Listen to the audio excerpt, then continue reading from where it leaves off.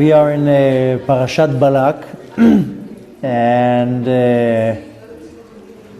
we want to ask a big question. How can it be that such a wicked individual gets a parasha portion named after his name? So obviously there's already a hint here that there's something deep in the name of an individual. And we know that in Judaism, the name makes a very, very big difference. When a person even converts, they're wondering, how should I be called? What should be the name I should take on myself? When parents give birth to kids, there's always the whole dialogue and the debate, what should be the name? So we know that names are very, very powerful, very significant in Judaism, and there are. And we see that the name is mamash has an effect on the luck of the baby, of the person. Now luck is not the right word in English. Luck is what you need when you go to Vegas. And we're talking in Hebrew, luck is mazal. And mazal is not the luck when you throw the dice. Rather it's much more deeper. But we do see that the name really affects the person in many different ways. And we know that chas v'shalom, when somebody's sick, then they add a name or they add a letter to the name. So we want to understand what's more the significance of the names here. We know so many people are so interested when it comes to names. What does a name mean? And why the name? And she's outside, I know you. So we do find in Judaism that the names have a very deep significance, and the name affects the individual. And we see that in the Torah many times. For example, for the wife of Avraham Avinu, Sarai, she couldn't have a baby for many, many years. And her name was Sarai. And once the Kadosh Baruch Hu changed her name to Sarah, then she was able to have a baby. And the Kabbalistic explanation to that, because in her name she had the letter Yud, Sarai, and Yud is considered a male letter, and not only that, it was very undeveloped. And the female letter, like Hey is a developed Yud. If you're looking at the Yud and you stretch the Yud to both sides, it will become, and you do a little chupchik in the bottom, it becomes a Hey. So Hey is a very female letter that allows to build like a structure, like a home. You see the structure of the Hey versus the Yud. So all it took is a little change in the letter, and the mazal, I don't like using the word luck, but the mazal of the person changed, and she was able to have a child. And we see that in many places in the Torah. Now, what's the Kabbalistic explanation for that? Then the Baal HaTanya explains that every letter is a certain type of energy. And when you put a combinations of letters, it changes the energy.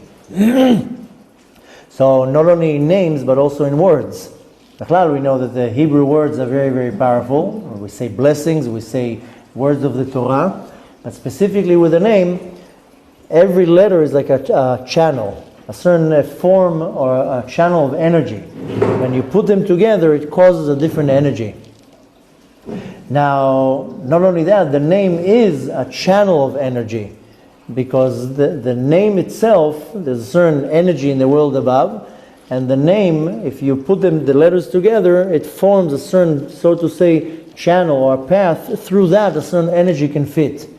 If you remember, just to give you an analogy, if you remember when we were kids, there was a certain game that it has like a platform, and it has holes.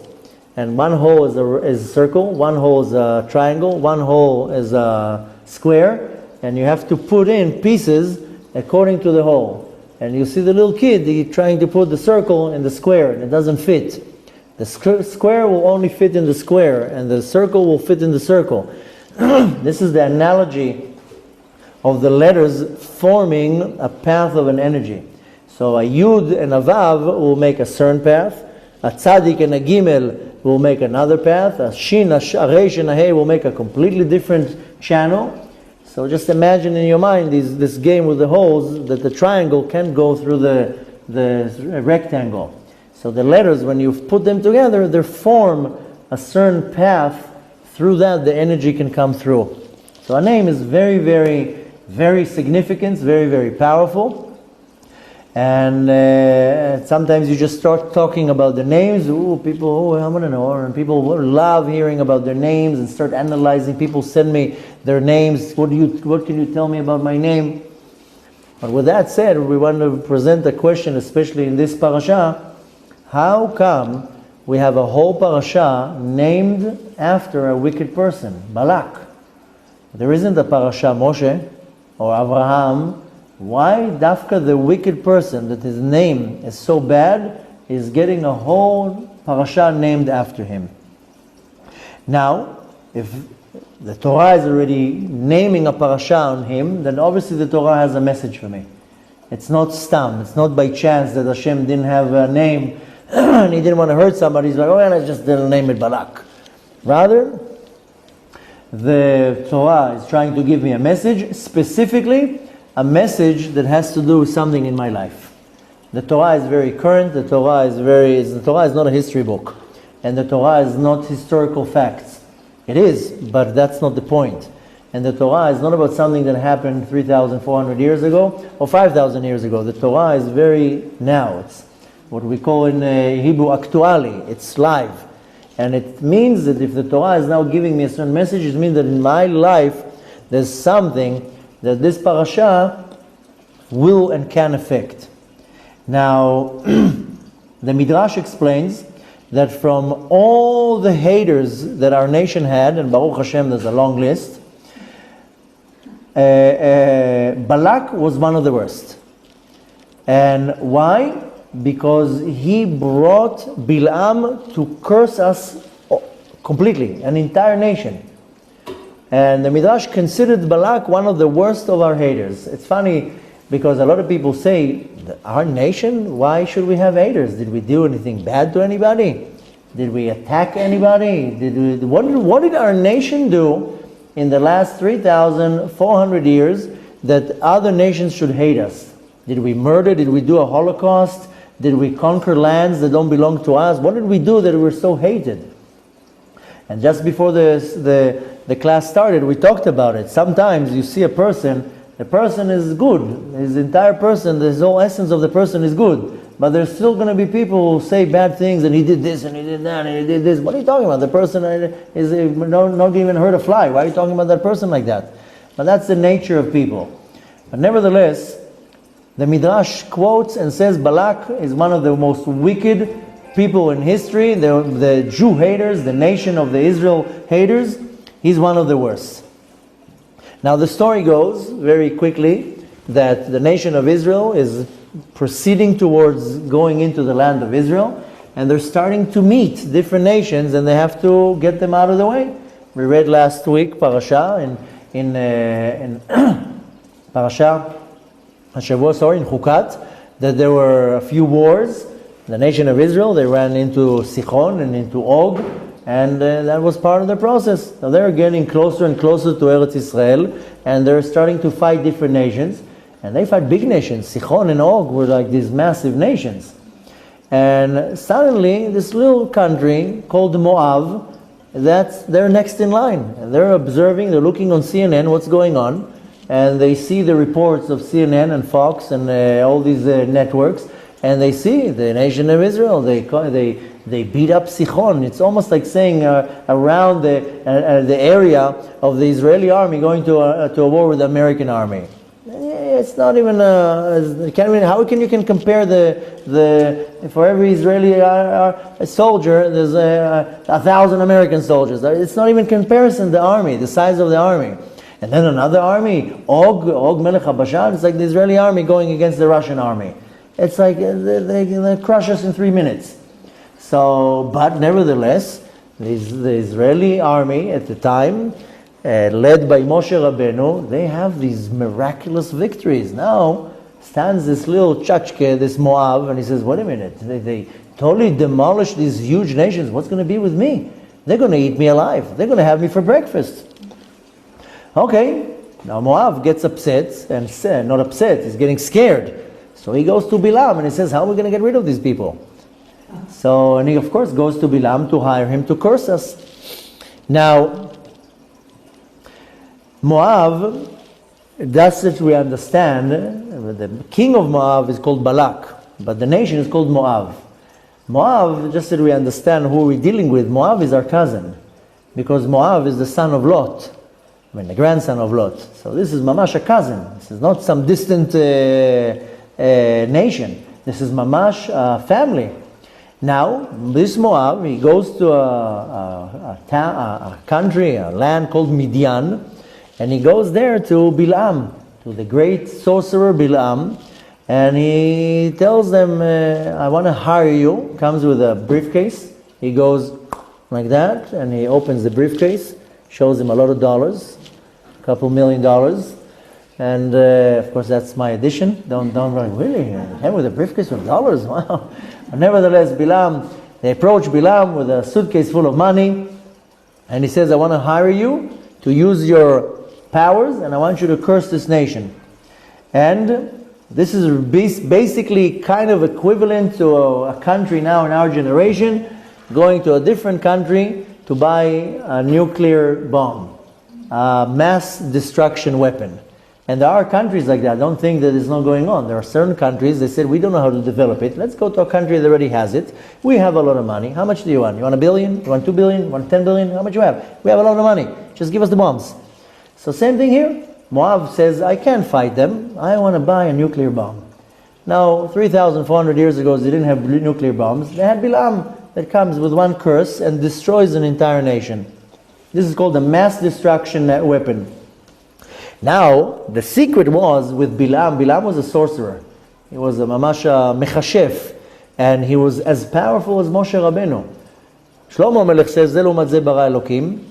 Everything that Hashem creates, He creates a neighbor, an opposition. So one side is the Kedusha, the holiness, the other side is the unholiness.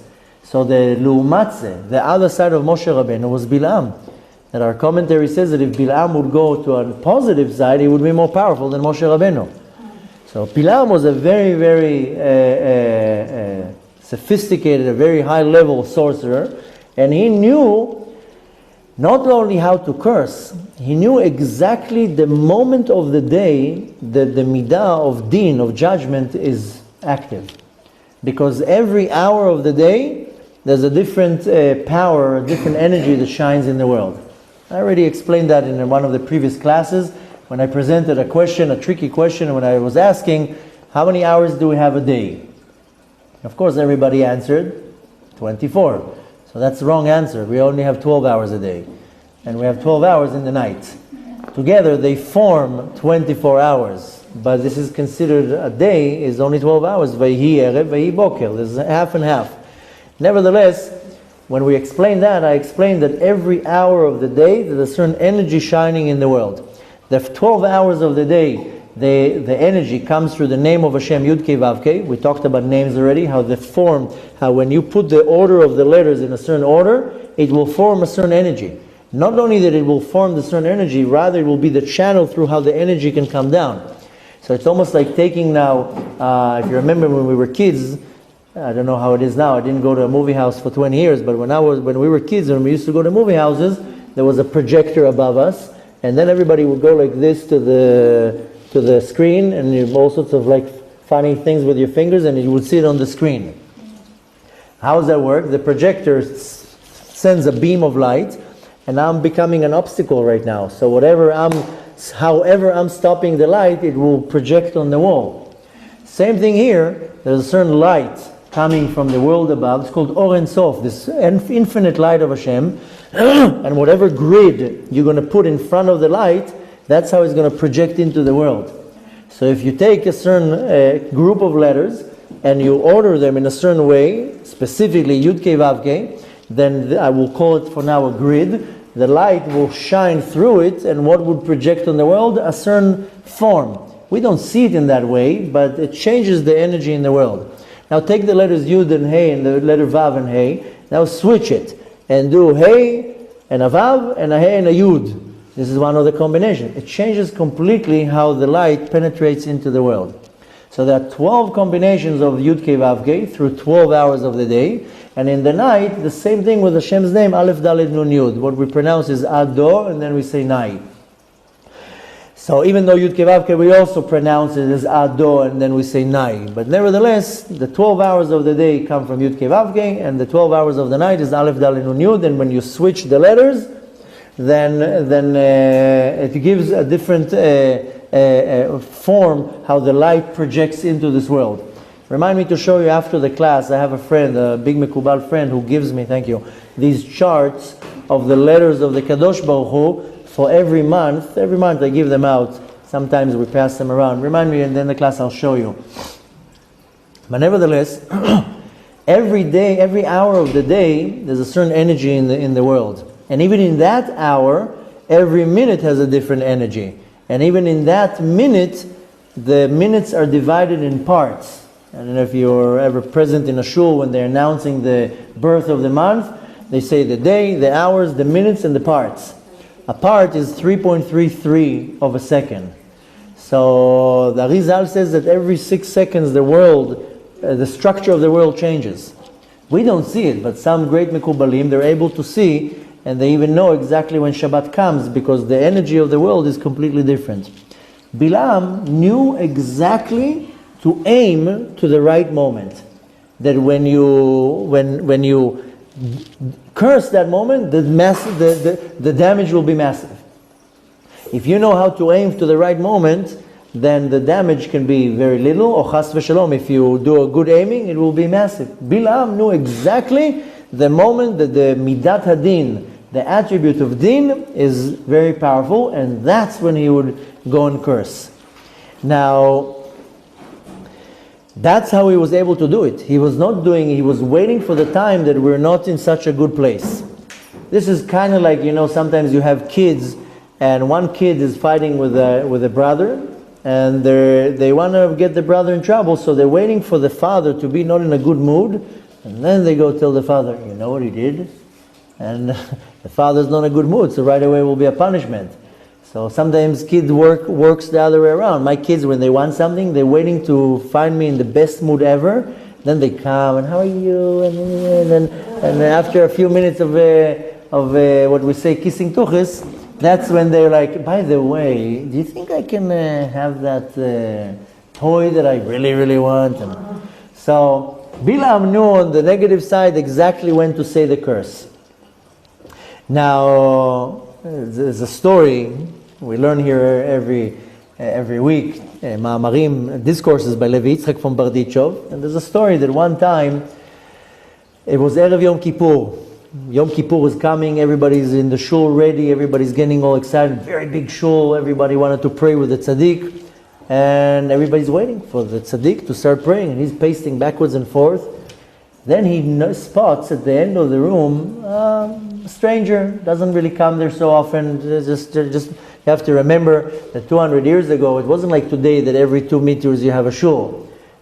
Sometimes people didn't have shuls, so they would pray by themselves. But on Yom Kippur, people would travel from miles away to pray in a minyan. So he spots this person from some village, and he comes to him and he tells him, "You from this and this village, right?" He says, "Yes."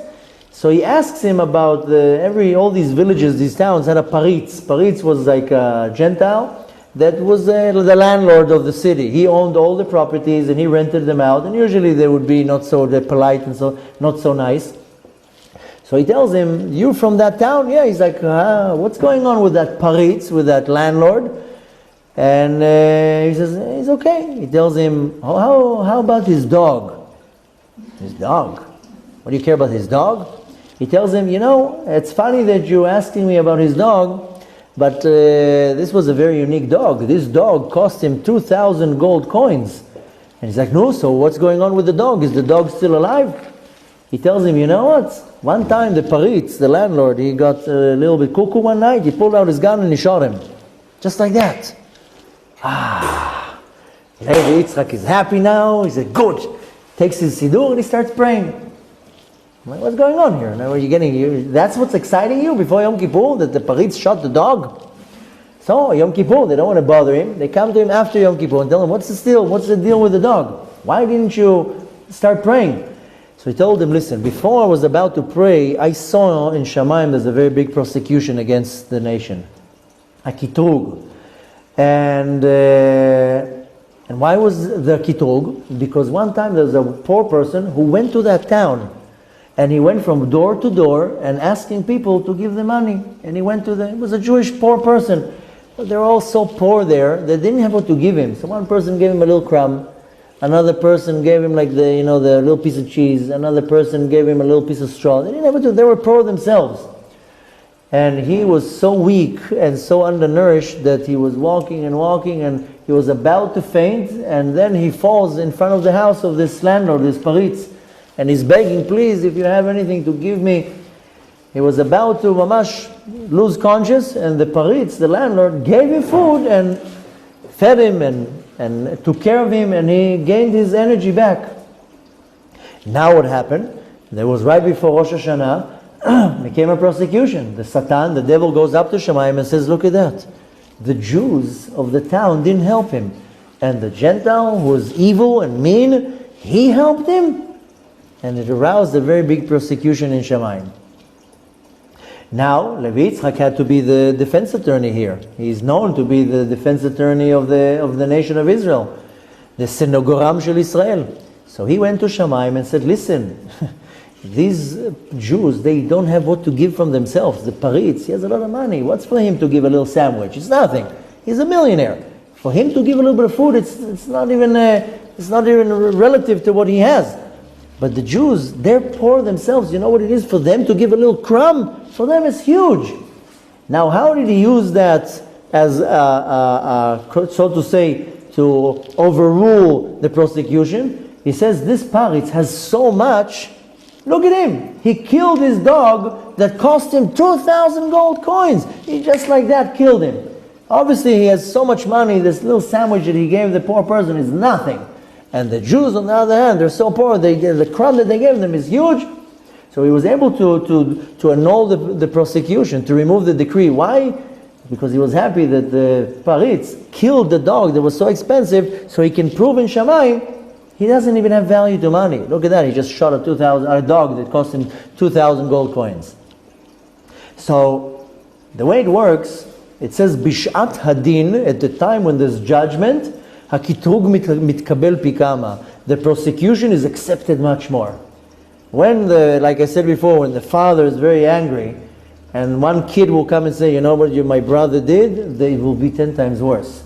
So when there's a time of midat adin, the attribute of judgment is very severe. If there's a kitrug, it's 10 times more.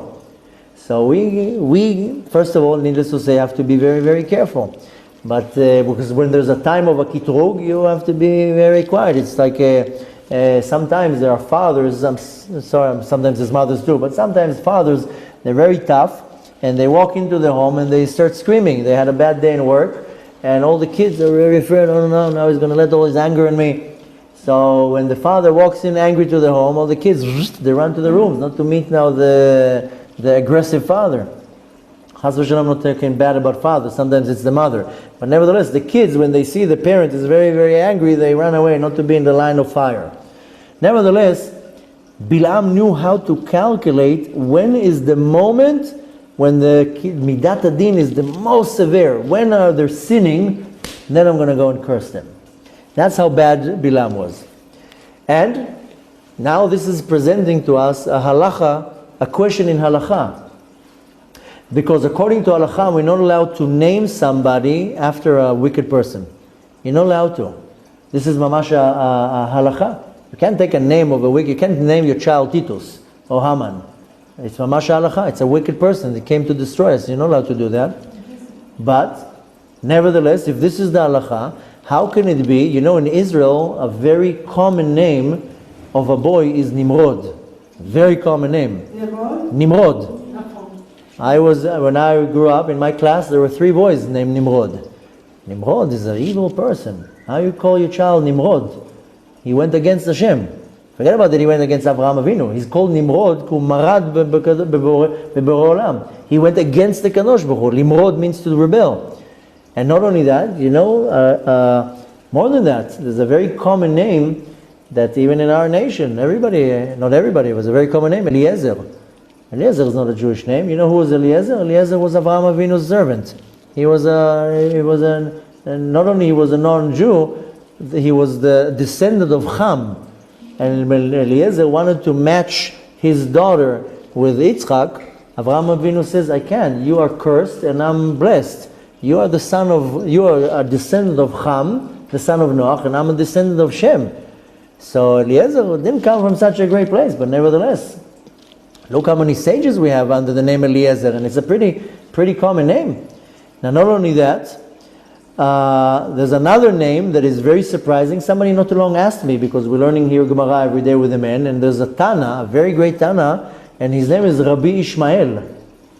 Ishmael is the son of Avraham Avinu. He was an idol worshiper. He's a murderer. A Tana named Rabbi Ishmael? Doesn't make sense. And there's many other names. There's also another name that here in Israel is very popular for girls. It's called Hadar. It's a very popular name here in Israel. And Hadar was one of the Alufei Esav, one of the princes of Esav, a very wicked individual. Why are you naming your child Hadar? So comes, of course, a big question. How do you name a child the name of a wicked person? Now, not only that, where do we come up to? I mean, nobody can come and tell you, oh, the Torah says something. If somebody comes and tells you the Torah prohibits you to do something or allows you to do something, if there's no supportive source to that, then don't believe that. And in our generation, people just throw all sorts of things in the air. The Torah tells that. Oh yeah? Show me where. So comes, of course, a question, where does it say, what's the source that says that I'm not allowed to call a child under a wicked name? Where does it say that? So there is a verse in the book of Mishlei. Mishlei is Proverbs, specifically in chapter 10, verse 7, and it says, Zecher tzadik levracha v'shem reshaim yirkav. Zecher tzadik levracha, I'm sure you mention it yourself, the name, or you heard it, but when you're saying a name of a tzaddik, what do we say? Zecher tzadik levracha. I'm sure you saw many times they write after a name of somebody who died, Zayin Lamed, which is the acronym of Zichrono Livracha, his blessed memory. But a tzaddik, we say Zecher Tzadik Livracha. The memory of the tzaddik is a blessing. So people call their children after tzaddikim. And you go to a different group in Judaism, you'll see the names of the kids are usually the names of the tzaddikim. On Friday I was in a mikveh with my friends, so walked in a Breslever, a Chassid from Breslev. One kid was Nachman, one kid was Natan, one kid was older. So you go into a Lubavitcher family, the boy will be Menachem Mendel, will be Shalom Dov Ber, whatever the names are. A person is Sfardi, we'll call him Ovadia, we'll call him Yosef Chaim, whatever it is. You see that with the group, they call the kids the name. The Satmer, there will be a Yoeli, a Yoel, whatever it is. You see the people who name their kids after the tzaddikim. This is called Zecher Tzadik Levracha. The memory of the tzaddik will be a blessing. But the verse continues and says, V'shem Reshaim Yirkav, and the name of a wicked person should rot. Don't call a child under a name of a wicked person. So this is the verse where we learn that we're not allowed to do that. So comes, of course, a bigger, again, the halacha question, how can people name their kids under a name of a wicked person? Now, this verse, by the way, was really explained, it was called about a certain individual, that a little bit after the time of Mishlei, of Shlomo Melech, came the Talmud, and there's a story in the Talmud about a certain individual, his name is Ben Kamtsar. I know it sounds like Bar Kamtza, but it's a different story. This individual is called Ben Kamtsar. And the Talmud is saying this verse, Shem Reshaim Yirkav, goes on this person. Why? This Jew that his name was Ben Kamtsar, he had a very special talent that he knew how to write the holy name, Hashem HaMeforash, and very few people know how to do it. Because he knew he had a talent to, when you write on a parchment, you don't write with a pen. It has to be with a feather. And there's a certain way to write it. He knew how to put 4 in between his fingers, and in one shot to write Hashem's name. It's a very unique talent to know how to do that. Just imagine 4 quills in between your fingers, you dip them, and in one shot you move your hand and you write Hashem's name, Hashem Amforash. It's a big talent. So the sages came to him and told him, please, if you don't mind, maybe teach a few people how to do it. We'll find the people that have the talent, you teach them how to do it. He wanted to have copyright, he wanted to be Disneyland, how do you call it, not Disney, Walt Disney that has a how do you call it, a trademark? He wanted to have a trademark. Oh, I want to be the only one who knows how to do it. And he didn't want to do that. He didn't want to teach. So the sages came out with a decree. First of all, they say on him, Shem Rashem Yirkav, he's a Rasha, don't call anybody under his name. And at the time, the sages went and made a decree, this person, nobody should name their child after this person's name, this is a wicked person. Now, comes the Talmud and presents a question. And it says, how can it be that sometimes you see a person that is named after a wicked person and they still have success? Where do we find that? There's a certain individual, his name is Doeg. He's known as Doeg HaEdomi. He wasn't a nice person. When Shaul, not a nice person, he was a wicked person.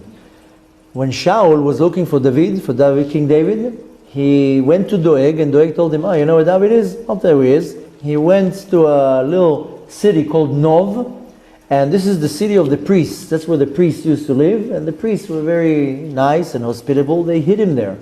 So Doeg told Shaul, he's over there. The Kohanim, yeah.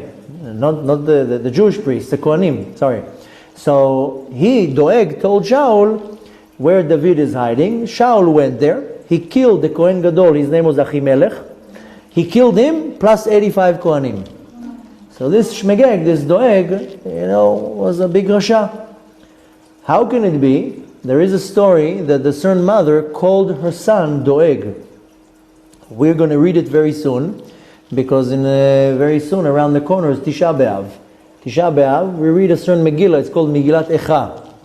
In this Megillah, we read a certain portion about a certain mother that she was very, very wealthy. She called her son Doeg. Why you call your son after a wicked individual that because of him a Kohen Gadol plus 85 Kohanim were murdered? And you call your son Doeg? Now what did she do? She was very, very wealthy. She used to weigh her son every day, and every day he would gain weight. Whatever amount of grams that he gained, the equivalent number of that, she donated money to Beit HaMikdash. She was very, very wealthy, and she wanted to do something good in the name of her son, and that's what she did. But you know what the Megillat Echa says? I know it sounds extreme and very unsettling to the ear, but when there was a siege on Yerushalayim, then there was hunger, 3.5 years, if you remember. We're going to read it now. We're going to learn very soon as Tisha B'Av. We're going to start learning about the siege and what was going on there. And there's horrible stories. I mean, we relate with horrors such as the Holocaust.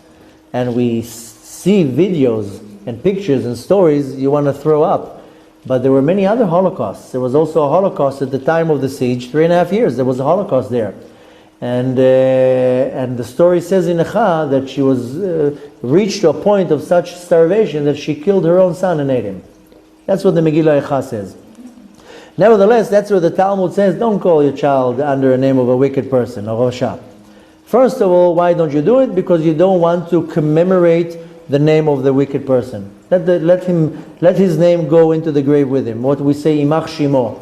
When we want to mention Haman, Hitler, and many others, say Imach Shimo. What do you mean Imach Shimo? Shmo is his name. Imach, it should be completely, it comes from the word limchok, erased. His name should be erased from the universe. His name should go with him to the grave. So first of all, we don't call a child after a wicked person, because we don't want to commemorate the name in any way. More than that, it's very bad for the child. It's a very bad mazal. It's affecting the child in a very negative way. And many other things. But nevertheless, there's a story, again, the story can be found in the Talmud, specifically in a tract called Yoma, and it's talking about 3 great sages that went to fundraise. This is not a new thing. In our days also, the rabbi has to go and fundraise for his shul. This is not a new invention. 2,000 years ago, the sages also had to go and fundraise for their institutes. So they're talking about three big sages, and they went to fundraise. The story says that they actually went to fundraise for Pidyon Shvuim, for redeeming prisoners. It's a very big mitzvah. But nevertheless, it's talking here about Rabbi Meir, Rabbi Yehuda, and Rabbi Yossi. Three giants. And they went and fundraised, and they came back. At night when they came back, they hired a hotel, and they had a lot of money. In our days, you have a safe in the room. In the olden days, you come to the clerk and says, you have a safe, you keep the money. So, Rabbi Yossi and Rabbi Yehuda, they just gave the clerk, the guy there, the however it's called in the hotel, they gave him the money, keep it for us. Rabbi Meir came and told this person, what's your name? And he's asking, why you ask my name? Now in hotels they have a name tag. And maybe that's why the reason why they have name tags now, maybe because of this story, because he didn't have a name tag. So Rabbi Meir came and tells him, what's your name? So he tells him, my name is Kidor. Rabbi Meir said, thank you so much, I'm not giving you my money. He kept it by himself. Comes the morning, they wake up in the morning, Rabbi Meir, Rabbi Yossi and Rabbi Yehuda, they go, tell him, we're leaving, we're checking out, can I have my money? What money? What do you mean what money? We gave you a lot of money yesterday. I don't know what you're talking about. I wasn't here yesterday. And needless to say, tricked them and took the money. They ran to Rabbi Meir and says, how did you know?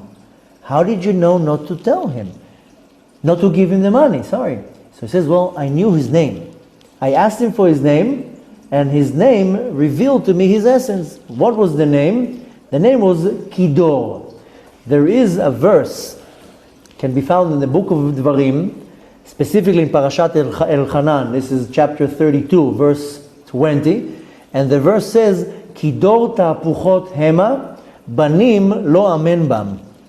The translation is, for they are generation of changes, they are not recognizable as my children, whom I have reared. That's what the verse says. What is it basically saying? He listened to the name, he says, this is not a trustworthy name. This is a name you can't trust. Because of the name. And he didn't give him the money. So we see from that the name can control my mazal. Maybe a good mazal, bad mazal. And we see that people, unfortunately, when they have bad mazal, they add a letter to the name. They'll add a name. A person is very, very sick. When the person is mamash on the deathbed, nothing helps. When the doctor says, we have nothing to do, run to the rabbi, there's a certain prayer you say, you add a name. So we see from that the name is really affecting the mazal of the person. But comes here a very interesting commentary, specifically by the Gaon Chida. I don't know if you heard of him. He's a very big Mekubal, lived about 250 years ago. His name is Rabbi Chaim Yosef David Azulai. He's known as the Chida. And he's a very big commentary on the Torah, but also a very big Mekubal. And he says that it's actually depending what's your intention when you name the name. If you name your child Ishmael, if your intention is to name it after the son of Abraham, then it's not a good thing. But nevertheless, we do have a few big Tanaim that their name is Ishmael. If the father's intention goes on the meaning of the name, then it actually is good for the child. You know what it means? The meaning of Ishmael? Yishma El. Hashem should hear, Hashem should listen. So if the person has the kavanah for the name itself, what is the meaning of the name? It actually doesn't harm the child, and it's actually good for the child, depending on the meaning. And there's a joke that I heard on that not too long ago, that there were a young couple, they got married, and Baruch Hashem, they were blessed with a child. And starts now an argument. How are we going to call the child? And the mom says, I want to call him after my father. The father says, we should call after my father. And they argue in World War III. What do? Let's go to the rabbi. They go to the rabbi. Rabbi, we have a problem. We have a child, Baruch Hashem, Mazal Tov, but we don't know what to name him. So the rabbi says, what's the problem? The mother says, I want to name the child after my father. He says, okay. And the father says, I want to name a child after my father. So the rabbi says, so what's the problem? He turns to the wife. He says, what's your father's name? She says, Yosef. Okay, so he turns to the father. What's your father's name? He says, Yosef. No, so what's the problem? Call him Yosef. So the mother says, no. My father was a tzaddik. My father used to learn Torah all day long. My father was charitable. He helped people. He was Yosef a tzaddik. His father was a bum. He was a no good for nothing. He didn't make a parnasa. He never learned Torah. He was nothing. If I call him after my father, then my child will grow up to be after the grandfather, a tzaddik. If you call him after his father, he'll grow up to be a bum. So the rabbi says, how about you call him Yosef? And when he grows, we'll figure out if he's from your father or from your father. But nevertheless, the Chidah says that the intention of the name and the meaning of the name is actually what will allow you to call the name, the child, the surname. So we see that some sages, their name is Ishmael, or a person that his name is Eliezer. You know that the son of Moshe Rabbeinu is Eliezer. Why? Yeh Eli be'ezri. My God will be my help. He will help me. So it all depends on the intention that the parents have. If the parents have a very pure intention, then that already will go over above the name of the wicked person. So already we have here an opening why people can and sometimes they do call a name that might not be sound like such a name of a tzaddik. But of course, we all boils down to the same question: how can it be that this wicked man Balak gets a whole parasha named after him? Now comes even a bigger question: why isn't the parasha called Bil'am? He's more of a star in this parasha. He's should get the credit. So if you're already calling it after a wicked person, call it after Bil'am. After all, Balak went to Bil'am. He's a higher star here.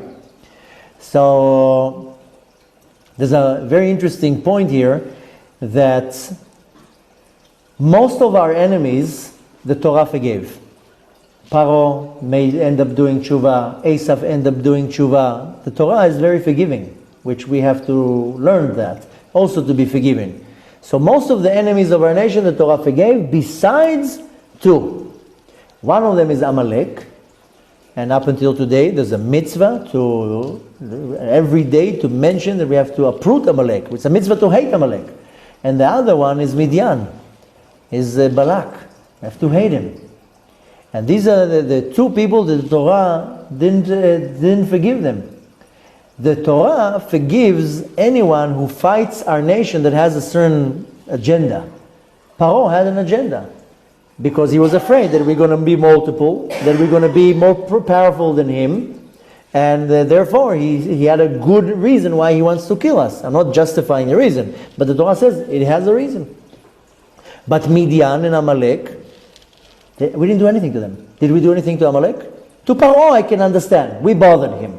We came to his land, we overstayed the visas, we came 70 people, suddenly we're 15 million people, we're a threat to the nation. So he says, listen, I don't want you here. I can understand. Again, I'm not justifying, I'm just saying there's a reason here. Amalek, what did we do to Amalek? Did we ever did anything to Amalek? It's almost like the Iran. What did we do to you? We don't even share a border with you. I can understand, maybe you say the Egyptians, the Syrians, we share a border. Let's say they say we went into their land. Iran? 1,600 kilometers from here. What did we do for you? We ever did anything to you? Why do you want to destroy us?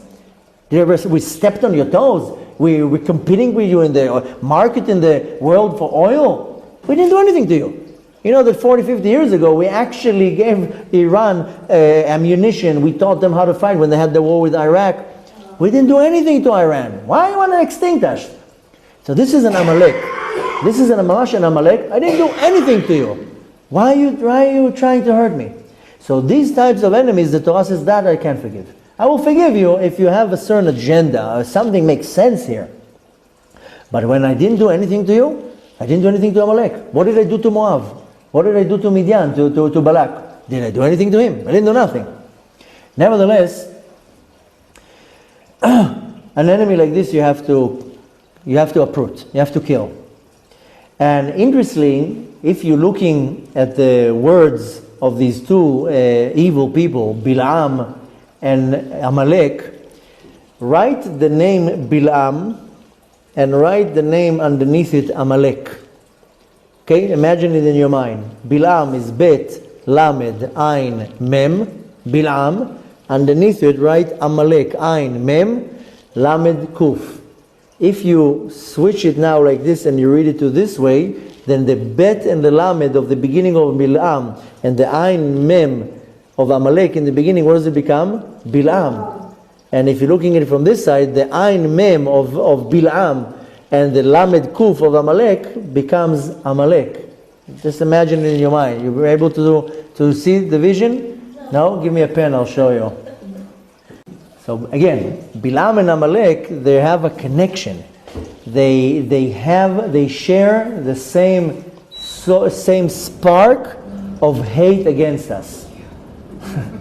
Both Bilam and Amalek. Now, people like this, you don't forgive.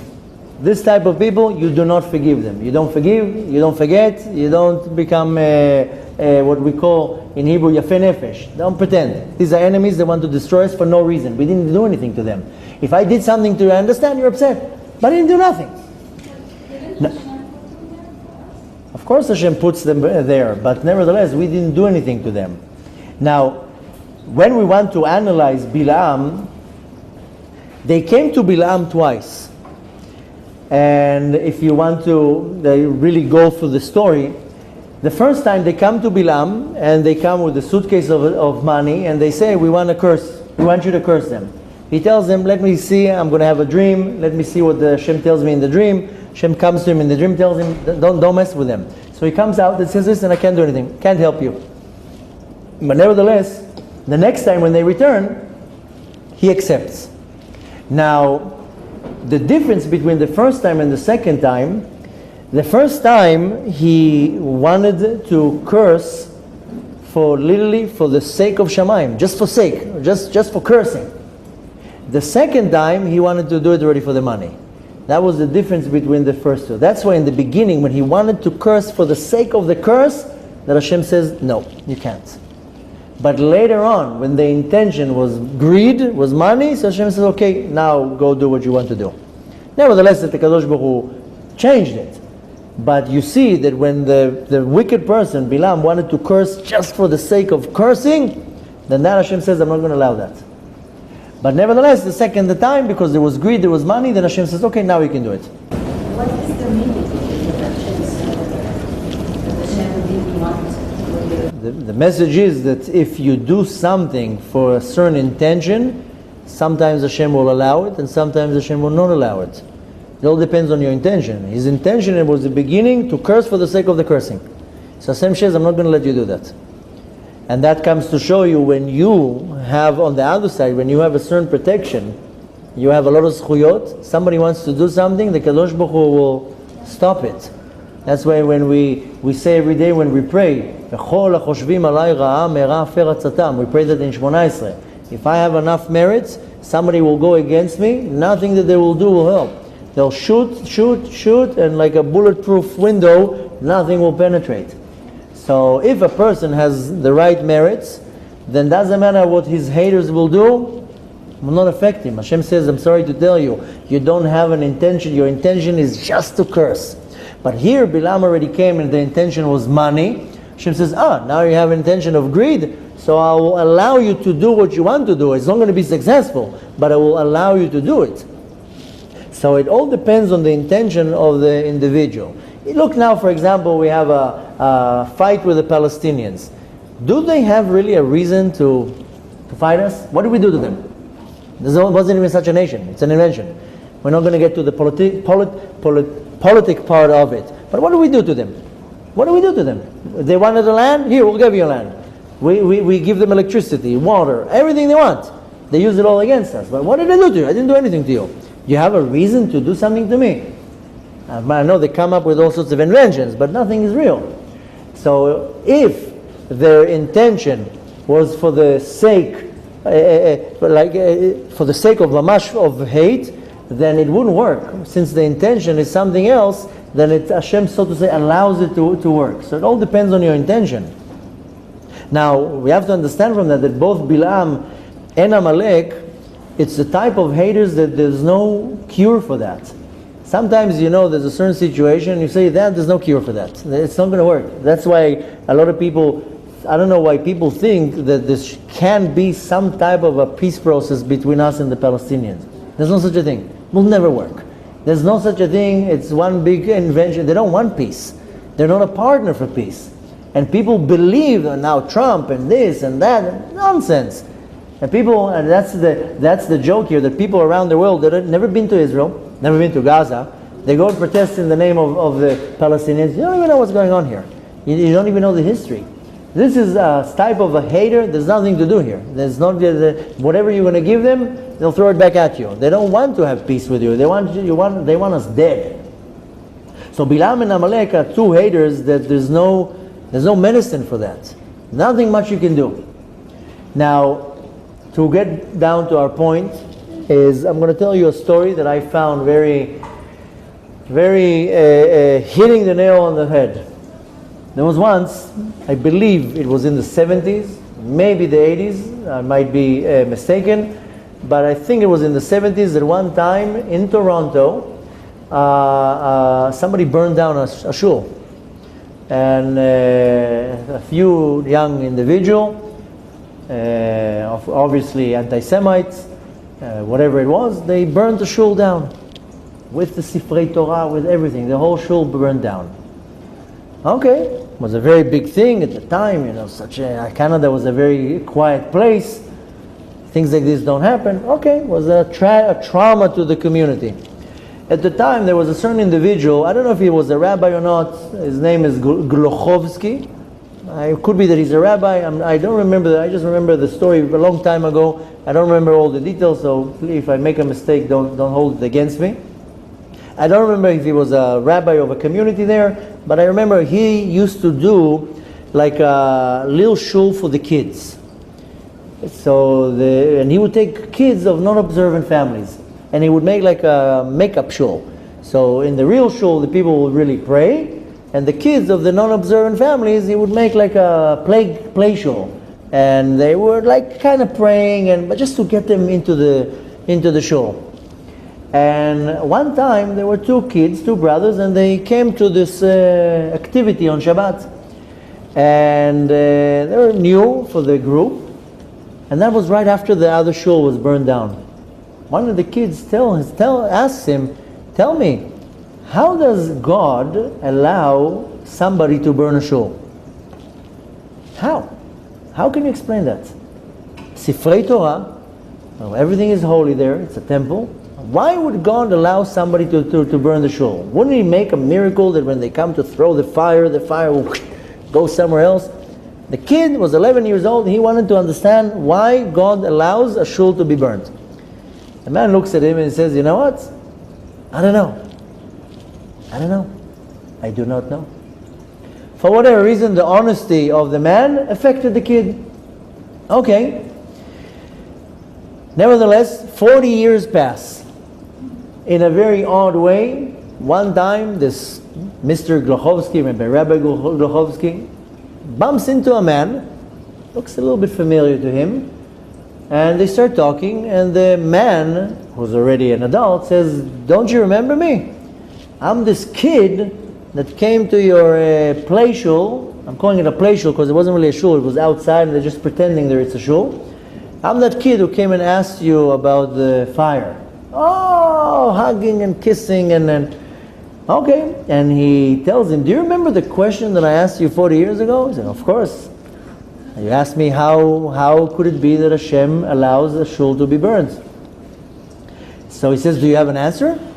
He says, "No, 40 years passed, I still don't have an answer." So the child, who was an adult at that point, says, "I have an answer. If that shul would not be burned down, not me, not my kids that are all observant, not my grandkids that are all observant would be in the world of the Torah. We wouldn't be observant.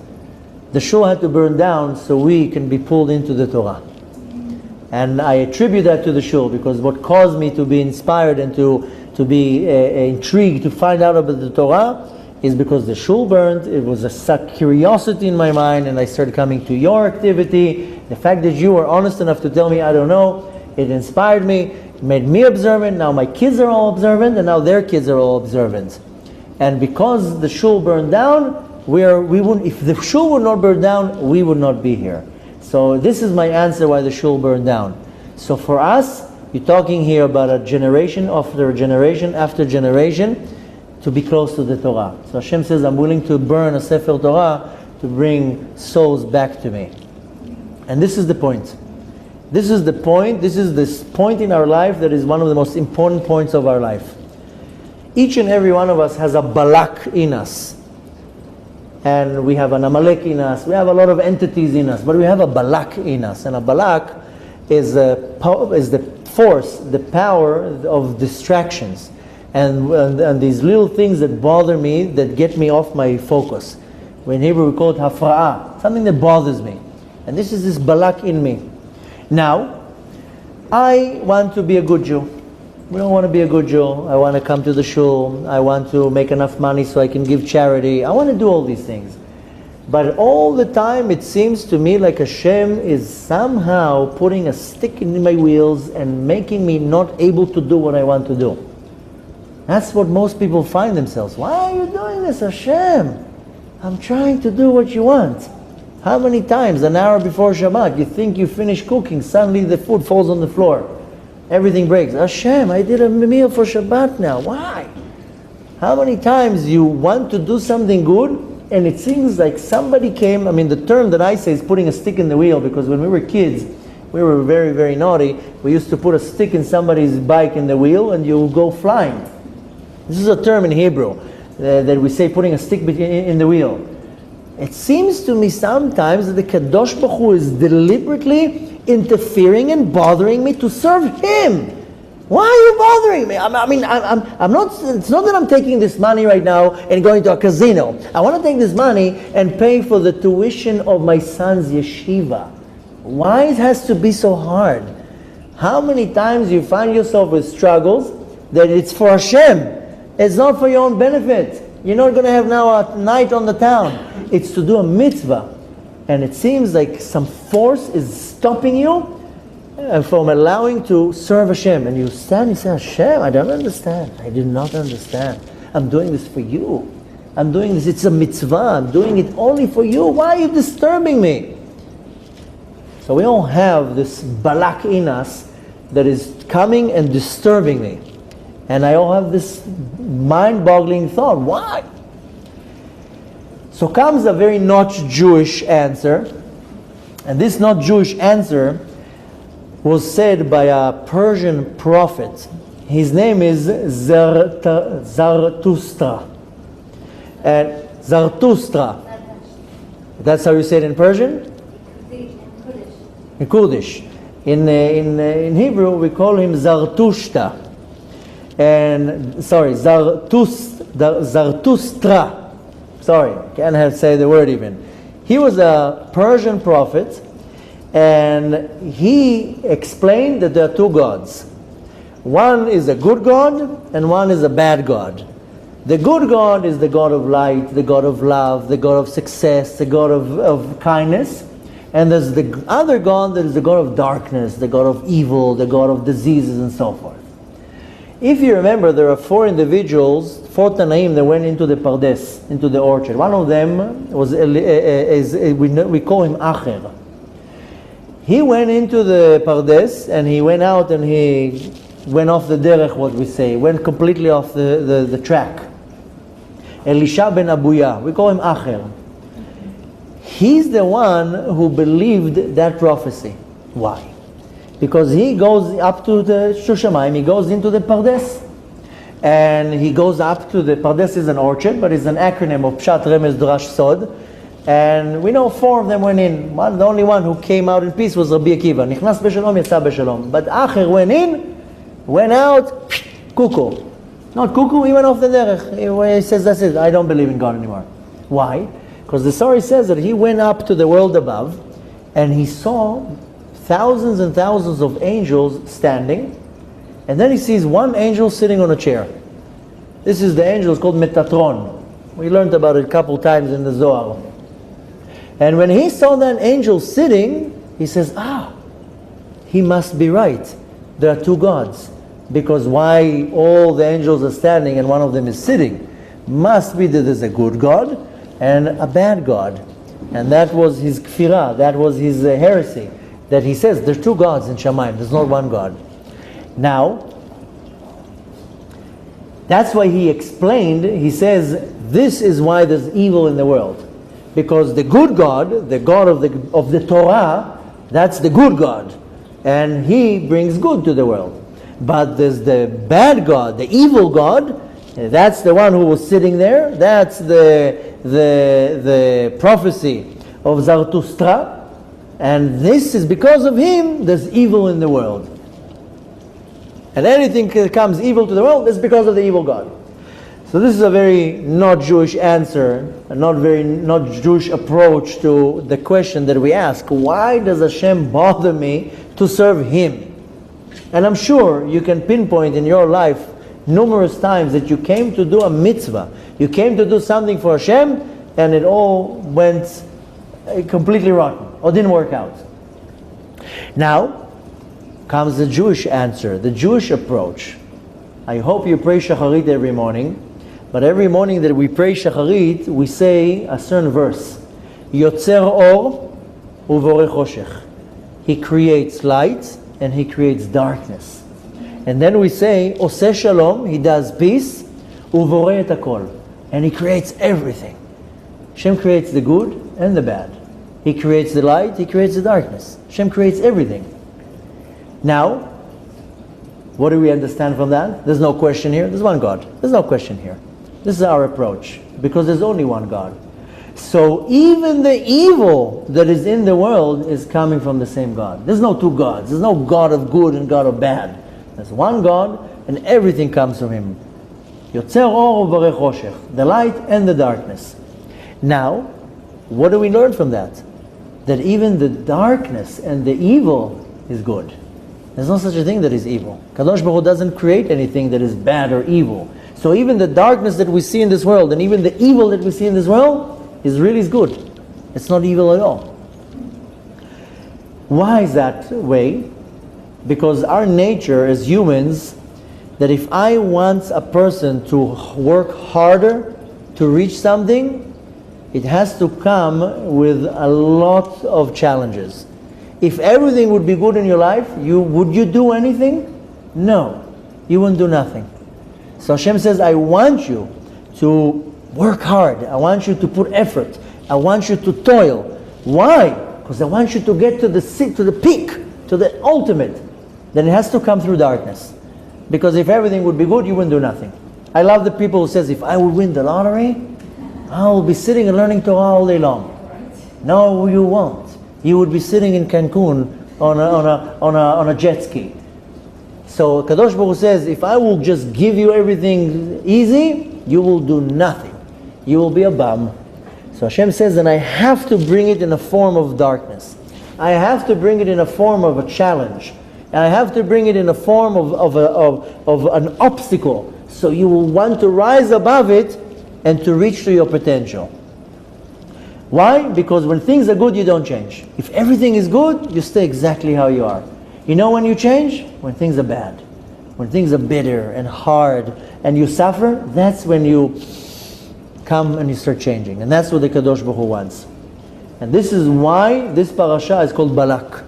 This is the explanation. Because with Balak, it came with full force. It was the peak, the highest of everything. This is called, we call it Siha Otzma, the peak of the power. You know why? You know what comes out of this parasha? All the prophecies about Mashiach. Moshe Rabbeinu didn't even have prophecies like that about Mashiach. Balak, from that came all the prophecies of Mashiach. From Balak and Bilam. So from the ultimate darkness, from the ultimate evil, comes the message of the coming of Mashiach. That's where we see that the curses, they switch and they become blessings. So we just need to know how to overpower the curse, how to rise above the curse, above the darkness. And this is the secret here of what's going on in our life. We have a lot of bad things in our life. Everybody can now raise their hand and share with us some devastating stories. I don't believe that any person in our generation right now can come and say, what are you talking about? Life is amazing. Even though some people do say that because they have a very positive approach, but the reality is that we all have challenges. And if right now I have maybe a month or two of quiet, it doesn't mean that in 3 months there's not going to be a next challenge. We all have something to deal with. And problems with finance, and problems with relationships, and I can't find the other half, I can't have kids. Everybody, not michas v'shalom, Baruch Hashem, but people have problems. Everybody has problems. And this is the secret of what's going on in my life, that I need to open my eyes, and I have to see that from the worst situations comes the biggest blessings. I just need to open up my eyes and see that the darkness, the ultimate darkness in my life, is the source of all my blessings. And if I don't do that, then it stays dark. But if I know how to rise above it and to understand that En ra yored min hashamayim, there's no such a thing that evil comes from Hashem. Everything that Hashem does is good. It's just for me to step it up a little bit. Make a little kvetch, make a little effort. That's when you see that the best of the best comes from the ultimate bad and the ultimate darkness. And we see that Balak, he wanted to curse us. And instead of cursing us, he comes and tells us we're going to have a redemption. Mashiach is coming. So that's why we owe him a certain favor. As much as we hate him, we owe him a little bit of a favor. He came and told us Mashiach is coming, so we got a name in this parasha. So what we want to learn from that is, first, like we started the class, is names are very, very powerful. So if you are in the category of still can name children, or maybe you have some type of an influence, then names are very, very powerful. Don't just throw names. When we had Baruch Hashem, we have 6 kids, my wife and me.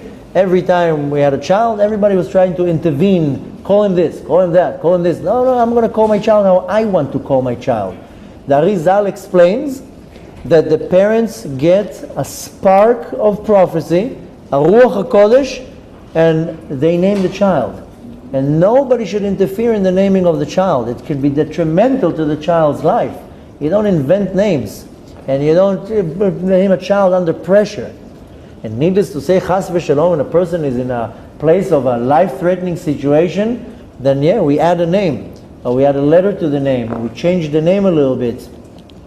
But we see from that the name is very, very powerful. Now I'm not now going to open now another can of worms, because there are people saying, oh, so what does my name mean? And now I'm going to get 5,000 emails, people telling me, what does my name mean? Should I change my name? I did once a class about names. The next day, we got thousands of emails. I can't have a parnasah. Should I change my name? I can't find my other half. Should I change my name? So don't go fanatic here about the name. I'm just mentioning that the name has a very powerful meaning behind it. But what we need to take from that is that specifically, I'm not talking about now about the Yetzer Hara that's trying to drive me nuts. I'm talking about the situations that I want to do something for Hashem and it doesn't work out. And all these times that I say, I want to wake up in the morning to pray in a minyan, the alarm clock doesn't ring. I want to come and help that individual. I didn't get my paycheck, I can't help him right now, I can't do it. How many times I want to do something good and something is like blocking it. And that's really mind-boggling. Why is Hashem doing that? To make me understand that there's no such thing that is bad. Hashem just wants me to try a little bit harder. Hashem is raising the wrath all the time, constantly. You hear that Hashem says, I'm not satisfied with here. Now I'm going to raise it up a little bit. There was a young man here yesterday who was asking me a question. He was 19 years old. I told him, 19? You didn't even start your life. Now you're complaining? Yeah, he was telling me he has all sorts of desires for forbidden things. I told him, you think that it's going to be different when you're 70 years old? It doesn't change. Why, you think that with the age you get rid of it? You're going to still have the same desires for these same things when you're 80 years old. But you think that old people, they're tzaddikim, they also have challenges. You don't get rid of it. So the point is that we have and will have a lot of challenges in our life, but I have to understand that the point of darkness in my life is the source of the light in my life. I just need to know how to look at it the right way. I shared a story on Shabbat, how this individual, whether it was deliberately or not, it doesn't matter, but he conned us out of a lot of money over 10 years ago. I shared that story on Shabbat. And nevertheless, I shared it in the context of that, how important it is to forgive and to forget and to move on and so forth. But nevertheless, at the time, it looked like a very bad thing. He took us for a ride for a very large amount, and over $250,000. And it was a very hard challenge, a whole year. I mean, the person took money, he was supposed to do something, didn't deliver it. Long story short, when I wanted to look at the positive that came out of the negative, I learned so much. It opened so much new channels and so many new allies and opportunities that my wife kept saying, you just paid $250,000 for college. Some people pay that for education. I mean, I'm sure there are some universities that the tuition is $100,000 a year, whatever it is. So she told me, you went to a $250,000 college, because it did teach us a lot, and it did open a lot of new opportunities that I would never figure out if I wouldn't be pulled into that. So yeah, it was a very expensive lesson. But nevertheless, it taught us a lot, both on the spiritual level and also on the physical level. So it all depends on your attitude, and that's why I mentioned before specifically the commentary of the Chidah, that it says naming the child is the attitude. If you name your child Ishmael or Hadar or Nimrod, because there's a more deeper meaning to the name, not because if it was a wicked person. Our intention makes a huge difference, and that's why I mentioned before when you were asking about the intention of Bil'am. When the intention was to really curse, then the intention was to do Hashem's will, so it was money. When it was to benefit his own agenda, Hashem says, I'm sorry, it's not on my agenda, I'm not going to allow you to do that.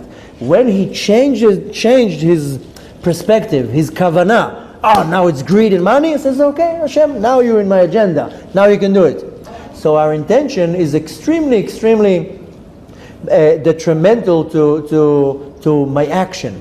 I can do a certain action. I can give now charity because I want to get the tax deductible receipt, and I want my name on the wall or whatever it is, or I want everybody to see that I raised my hand and I said that I'm giving. Or this is one intention. Or I want to do it because I really want to help, and I don't need my name on the wall, and I don't need a tax deductible receipt. I'm doing it for the sake of helping.